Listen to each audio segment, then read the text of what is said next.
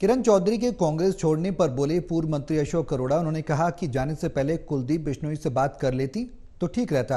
अपने और अपनी बेटी के स्वार्थ के लिए कांग्रेस को छोड़ा है।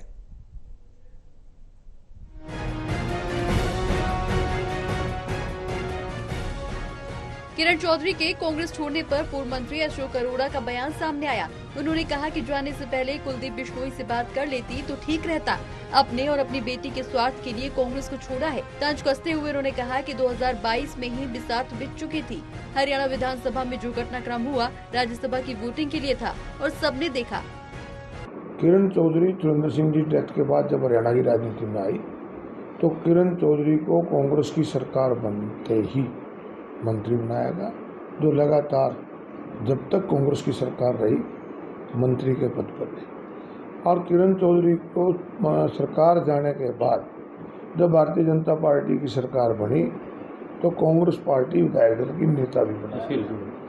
2 बार उनकी बेटी को टिकट भी दिया गया। जनता का फैसला है कि वो हार भी एक बार बनी भी। और अब जबकि इस सरकार के खिलाफ पूरे देश के अंदर संविधान बचाने की लड़ाई लड़ी जा रही थी, देश के प्रजातंत्र को कमज़ोर करने वाली ताकतों के खिलाफ लड़ी जा रही थी, उस समय भी उन्होंने भारतीय जनता पार्टी का साथ दिया और आज वो चले गए। अशोक अरोड़ा ने कहा कि किरण चौधरी अगर जाने से पहले कुलदीप बिश्नोई से बात कर लेती तो शायद बीजेपी का दामन नहीं थामती। जब उनसे पूछा गया कि किरण चौधरी ने अपना इस्तीफा दिया है और भूपेंद्र सिंह हुड्डा को कोसा है तो अशोक अरोड़ा ने कहा कि लोकसभा चुनाव में भूपेंद्र सिंह हुड्डा की अगुवाई में कांग्रेस 0 से 5 पर आई है और भूपेंद्र सिंह हुड्डा नेता प्रतिपक्ष के रूप में सही कार्य कर रहे हैं। टोटल टीवी के लिए राजीव अरोड़ा की रिपोर्ट।